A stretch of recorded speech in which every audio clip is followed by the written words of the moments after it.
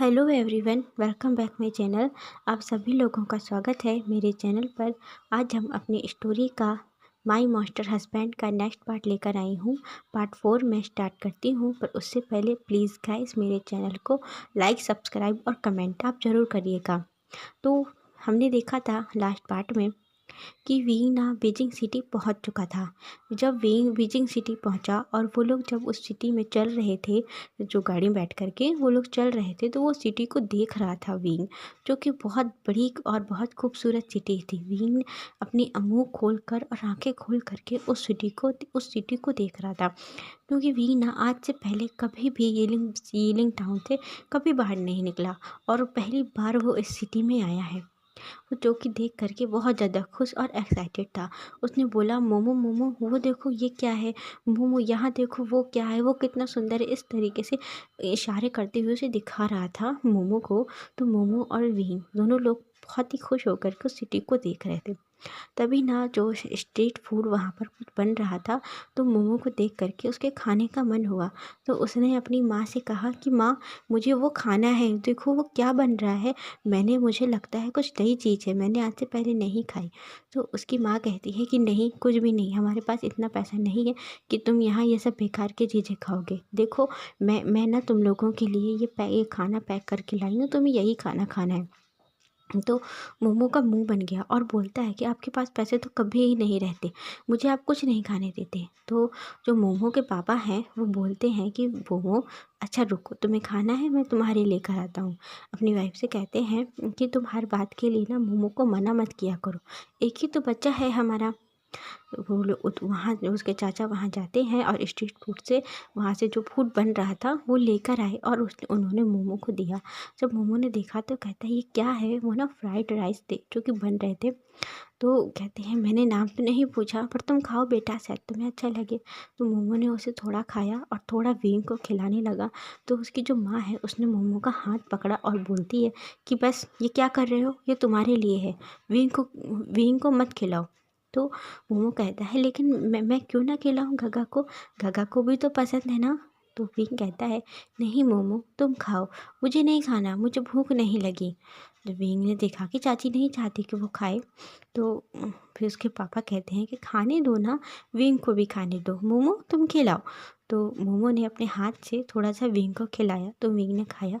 उसे भी वो बहुत टेस्टी लगा, क्योंकि ये नई चीज़ थी दोनों लोगों के लिए और उन दोनों ने कभी नहीं खाई। इसी तरह वो लोग पहुंचते हैं एक जगह जा कर के। उसकी जो चाची है अपनी बहन से वहाँ मिली। उसकी बहन और उसके हस्बैंड वो दोनों लोग वहाँ वेट कर रहे थे उन लोगों का। तो उसकी मेरी बहन कहती है अभी घर जाने का तो समय नहीं है, चलो हम लोग ना वहाँ उस फेयर में चलते हैं, जो मेला लगा हुआ है वहाँ चलते हैं, वरना बहुत देर हो जाएगी। फिर हम यहाँ जो काम करने आए हैं वो नहीं हो पाएगा। वैसे भी तुम लोगों अभी तक यहाँ होने के बजाय तुम लोगों को मेले में ही होना चाहिए था, चलो अब जल्दी। तो उसकी चाची कहती है हाँ हाँ ठीक है, चलो जल्दी, कहीं देर तो नहीं हो गई। तो उसकी बहन कहती नहीं, ज़्यादा देर नहीं हुई। उसके चाचा कहते हैं लेकिन उसका क्या, वो जो बताया था कि विंग की हीट अपनी वाइफ से। तो उसकी वाइफ कहती है उसका भी इंतज़ाम है मेरे पास, आप परेशान मत होइए, चलिए। तो वो लोग बैठते हैं और विंग को और मोमो को सभी लोग उस गाड़ी में बैठे, घोड़े गाड़ी में, और वहाँ से वो लोग निकल जाते हैं। फिर यहाँ सीन शिफ्ट होकर के दिखाते हैं कि जो ये मेंशन है यहाँ पर, लैंड मेंशन, वो बहुत ही तेज़ी तरीके से उसे सजाया जा रहा था पूरे फूलों से, और बहुत अच्छी तरह से सजाया जा रहा था। और जो किचन में है तरह तरह के पकवान वहाँ बनाए जा रहे थे बहुत ज़्यादा। और जो उसके चाचा है, जो सॉरी जो चिंगे जुन है, वो बोलते हैं कि जल्दी जल्दी करो। अपने जो सर्वेंट वगैरह हैं उन लोगों को बोल रहे थे कि जल्दी करो, देर हो रही है, आज शाम को ही इंगेजमेंट है, कल सुबह नहीं, जो कि तुम लोग इतने धीमे धीमे हाथ चला रहे हो। और इसके बाद वो अपने एक एक रूम के बाहर गए, उन्होंने नॉक किया। तो अंदर से सिंचान कहता है कि क्या हुआ डैड। तो उसके फादर हैं वो बोलते हैं कि तुम्हें इन्फॉर्मेशन मिली वहाँ से जंग फैमियन अपनी फैमिली के साथ आए कि नहीं आए, आज कितने बजे तक पहुँचने वाले हैं। तो वो बोलता है सिंचान कि हाँ, मैंने अपना एक ऑफिसर भेजा था और उसने आकर के इन्फॉर्मेशन दी है कि वो लोग आ गए हैं और वो लोग ना एक होटल में रुके हुए हैं। तो कहते हैं, तो उन्होंने नोट किया और इसके बाद बोलते हैं कि जा कर के ना एक बार तुम वांग जी को भी देख लेना, मुझे नहीं भरोसा है कि वो समय पे तैयार होगा भी कि नहीं। तो सिचैन मुस्कुराए और आया अपने पापा के पास, अपने डैडी के पास, और उसके शोल्डर में हाथ रख के बोलता है कि डैड आप इतना परेशान मत होइए, सब कुछ अच्छे से होगा, आप इतना स्ट्रेस मत लें। तो उसके डैड कहते हैं कि मेरे दोनों बेटों की एंगेजमेंट है और वो भी आज के दिन ही, मुझे काफ़ी ज़्यादा स्ट्रेस है, सब कुछ मुझे ही तो देखना है। तुम्हारी माँ होती तो वो काफ़ी कुछ यहाँ पर मैनेज कर लेती, देख लेती, मुझे बिल्कुल परेशान नहीं होना पड़ता। तो सिचैन कहते हैं कि डैड मुझे आप पर पूरा भरोसा है कि आप ना सब कुछ बहुत अच्छे से देख लेंगे, बस शांति से, आप स्ट्रेस ना लें। और वांग जी भी रेडी हो जाएगा, मैं खुद जा कर के वांग जी को देखता हूँ। तो कहते हैं हाँ हाँ तुम देख लो वांग जी को। यहाँ पर, और जब यहाँ पर ना हम देखते हैं कि वांग जी अपने रूम में बहुत ज़्यादा परेशान बैठा था और सोच रहा था कि ये मैं क्या कर रहा हूँ, जिस चीज़ के लिए मेरा मन नहीं मान रहा है और मैं उसी के लिए रेडी हो रहा हूँ। अपने बेड में के बैठा हुआ सोच रहा था और हाथ में एक बुक थी जिसे वो बस उसके पेज पलटा रहा था, पढ़ तो बिल्कुल भी नहीं रहा था, उसके दिमाग में यही सब चल रहा था। फिर उसने थोड़ा देर में अपनी बुक को नीचे रखा और बोलता है कि मुझे ना इन सब से थोड़ा फ्री होना चाहिए, मैं कुछ देर बाहर घूम कर आता हूँ और इसके बाद मैं जो मेरे डैड कह रहे हैं मैं वो करूँगा, शायद मेरा मूड कुछ अच्छा हो जाए। तो इतने में जब वांग जी ना अपने शूज वूज पहन करके बाहर निकल ही रहा था, तो वांग जी का निकलना हुआ और सिचैन का रूम में आना हुआ। तो सिचैन ना वांग जी से टकरा गया। तो वांग जी कहता है क्या बात है ब्रदर, आप देख कर चलिए ना। तो सिचैन कहते हैं क्या बात है, तुम बताओ क्या बात है, तुम कहाँ जा रहे हो। उन्होंने ऊपर से नीचे तक देखा तो वांग जी ना पूरा फॉर्मल ड्रेस में ही एकदम रेडी था बाहर जाने के लिए, जैसे बाहर घूमने जाते हैं। तो वांग जी कहता है कि ब्रदर मेरा ना थोड़ा हेडेक हो रहा है मेरे, तो मैं सोच रहा हूँ कि बाहर थोड़ा घूम कर आता हूँ तो मैं कुछ फ्रेश फील करूँगा। तो जब सिचैन ने ये सुना ना तो उनके माइंड में एक बात आई और उन्होंने एक बड़ी ही प्यारी सी स्माइल की और मन में सोचता है कि हाँ मेरे लिए भी ये बहुत अच्छा होगा, मैं उससे मिल लूँगा। तो उन्होंने कहा हाँ हाँ वांग जी वाओ, ये तो बहुत अच्छा आइडिया है तुम्हारा, चलो मैं भी चलता हूँ तुम्हारे साथ। तो वांग जी कहता है आपको कहाँ जाना है, आप तो मुझे रेडी लग रहे हैं।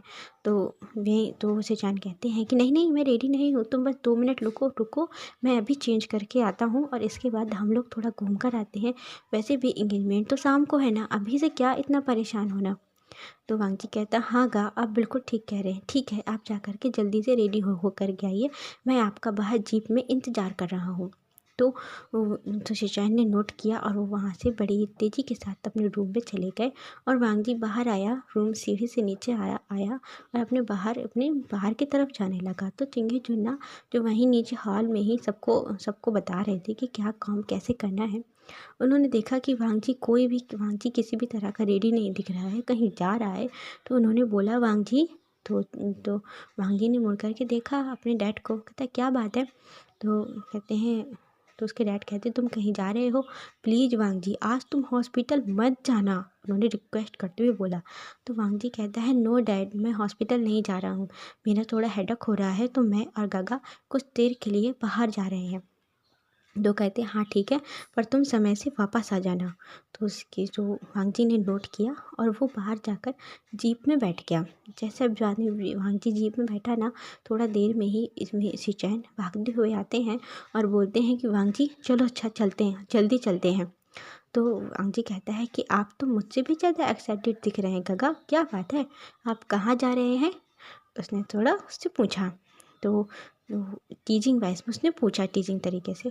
तो सिचैन कहता है कि हाँ हाँ वहीं जहाँ तुम सोच रहे हो, और किसी को बताना मत, क्योंकि यदि डैड को ज़रा से भी खबर हुई ना कि मैं वहाँ जा रहा हूँ तो वो मुझे बिल्कुल भी नहीं जाने देंगे, तुम जानते हो ना।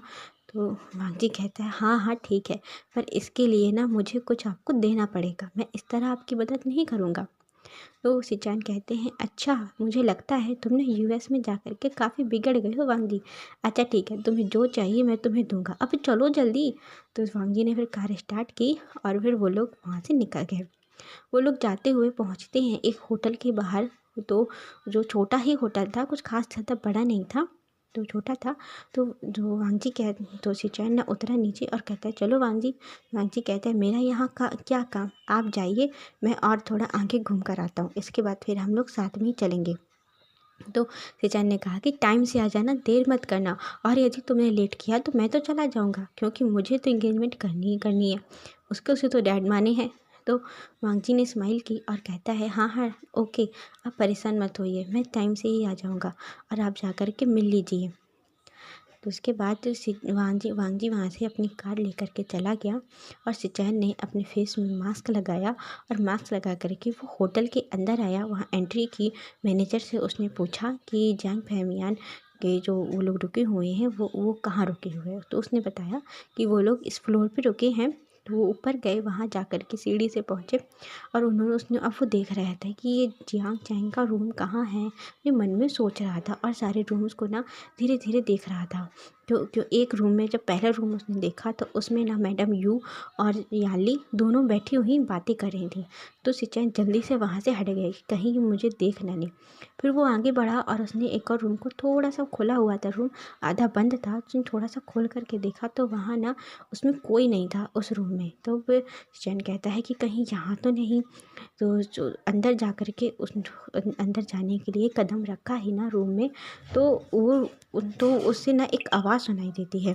इसके बाद ना सिचैन जल्दी से उसने अपना रूम बंद किया, उस रूम को बंद किया और वहाँ से आगे बढ़ गया।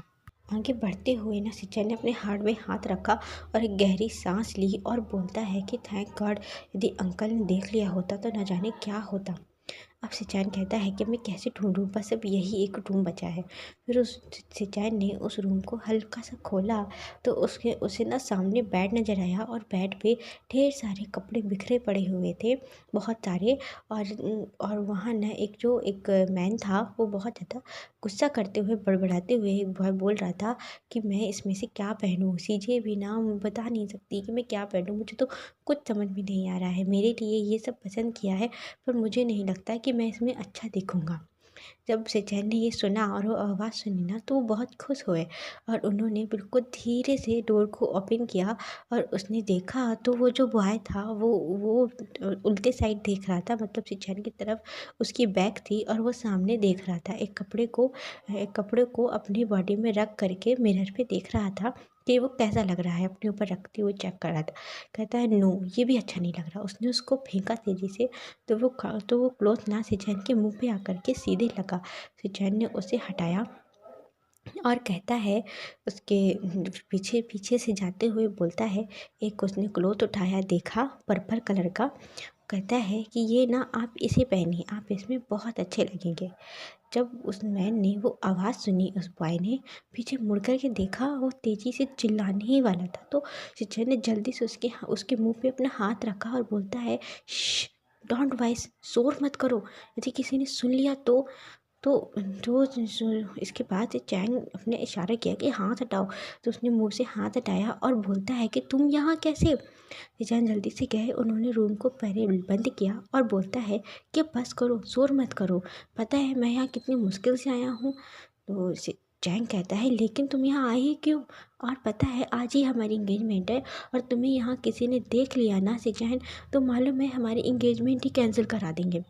तो सिचैन ने वेस्ट से चैंग के वेस्ट में हैंड डाला और उसे अपनी तरफ खींचते हुए बोलता है कि चैंग, मैं यहाँ तुमसे मिलने आया हूँ, मैं तुम्हें देखना चाहता था।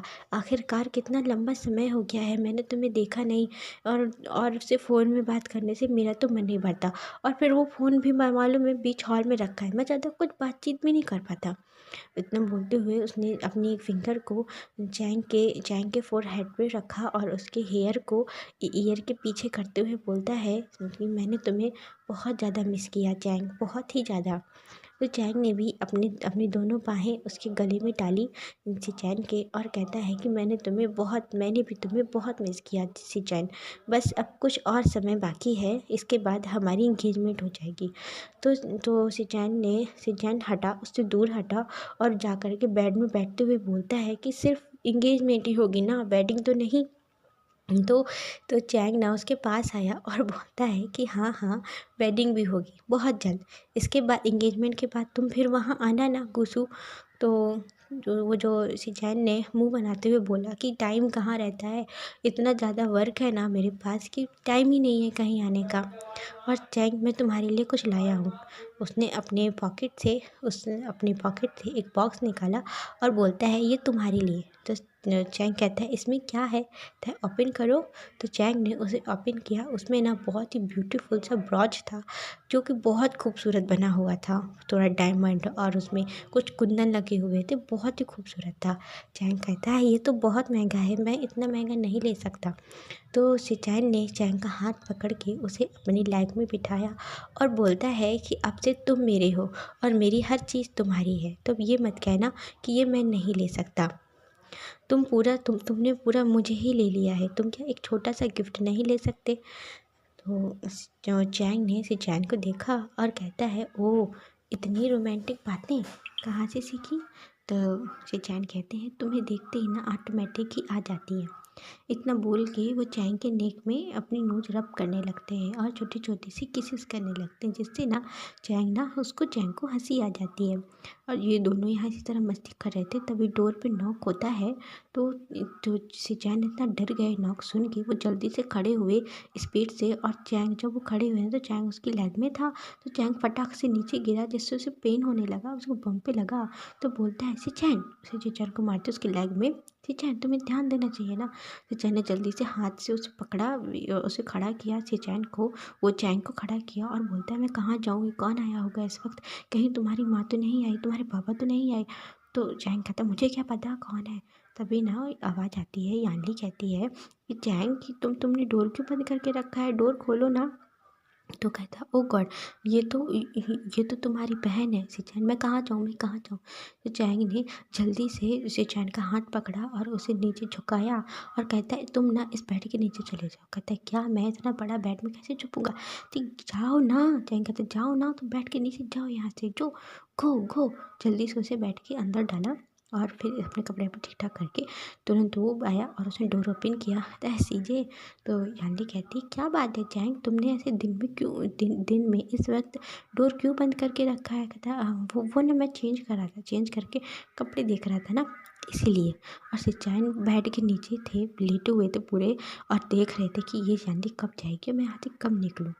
तभी ना सीन शिफ्ट होकर के हम देखते हैं जो विंग है और उसके चाचा चाची हैं, वो लोग पहुंच गए थे उस फेयर पे, जो मेला लगा हुआ था वहाँ। जब वो लोग पहुँचे तो बहुत बड़ा मेला था, बहुत कई तरह तरह के रंग बिरंगे झूले दिख रहे थे, बलून्स बिक रहे थे, खाने की बहुत सारी चीज़ें दिख रही थी, और वहाँ बहुत ज़्यादा भीड़ थी, बहुत सारे लोग थे। तो जो उसकी चाची है, उसकी बहन है, वो बोलती है कि आओ मेरे साथ, यहाँ आओ तुम लोग, मैंने पहले से ही बात करके रखी है। कहते हैं अच्छा। तो वो लोग वहाँ पहुँचे, वहाँ देखा बहुत सी भीड़ लगी हुई थी, चेयर डाल के कुछ जो रईस बड़े खानदान के अल्फाज थे वो लोग वहाँ बैठे हुए थे, और कुछ जो गरीब थे, थोड़े कम पैसे वाले थे, वो लोग पीछे खड़े हुए थे, काफ़ी भीड़ थी। और वहाँ पे एक के बाद एक ओमेगा आ रहा था, फिर वो लोग अच्छी तरह से उस ओमेगा को देख रहे थे ऊपर से नीचे तक। फिर वहाँ पे बोलियाँ चल रही थी, एक के बाद एक बोलियाँ चल रही थी। अभी वहाँ पे मोमो ने जब देखा तो उसे अच्छा नहीं लगा। कहते ये हमें यहाँ मन में कहता है कि ये यहाँ क्यों लेकर के आई हैं। तभी से उसकी चाची कहती है कि विंग तुम मेरे साथ आओ। तो कहता है कहाँ। तो कहते आओ ना। चाची उस विंग को अपने साथ लेकर के गई और एक मैन से उसको मिलवाया। तो वो मैन ने विंग को बड़ी अजीब नज़रों से ऊपर से नीचे तक देखा, ऊपर से नीचे तक अच्छे से उसके कपड़ों को, उसके चेहरे को, उसकी हर एक चीज़ को बहुत गौर से वो देख रहा था, क्योंकि विंग को ना अच्छा नहीं लग रहा था, बड़ा अजीब लग रहा था। उसने कहा कि हाँ ठीक है, ये ओमेगा ठीक है, तुम इसे ना चेंज करा दो और थोड़ा और अच्छे से तैयार कर दो। तो उसकी चाची कहती है हाँ हाँ ठीक है। जो उसकी बहन है, उस अपने बैग से उसने कुछ कपड़े के पीस निकाले, कपड़े निकाले, और बोलती है कि विंग तुम आओ, तुम यहाँ आकर के चेंज कर लो। एक छोटा सा रूम था, चेंजिंग रूम था, तो तुम यहाँ जा कर के चेंज कर लो। विंग कहता है लेकिन क्यों, मेरे ये कपड़े भी तो अच्छे हैं, मेरे नए कपड़े हैं, मुझे ना चाची ने दिए हैं। तो उसकी चाची कहती विंग ये भी नए हैं, मैं कह रही हूँ ना तुम चेंज कर लो। तो विंग कहता है ठीक है। तो विंग गया कमरे में जाके, जो उसने वहाँ चेंज किया, और जो उसकी चाची की बहन है वो गई, उसने विंग का कुछ मेकअप किया, जैसे कहते ना ओवर मेकअप टाइप, इस तरीके का मेकअप किया, खूब लाल लाल, खूब रेड रेड, उसके लिपस्टिक लगा के उसको सजाया संवारा। सजा संवार करके वो लोग लेके आए। वो जो कपड़े थे वो काफ़ी रिवीलिंग क्लॉथ लग रहे थे और एकदम पतले थे बिल्कुल, पारदर्शी टाइप और रिवीलिंग कपड़े थे, इस तरीके के थे। तो विंग कहता है ये अच्छी नहीं है चाची, कि चाची कहती है बहुत सुंदर है, अब तुम यहाँ आओ।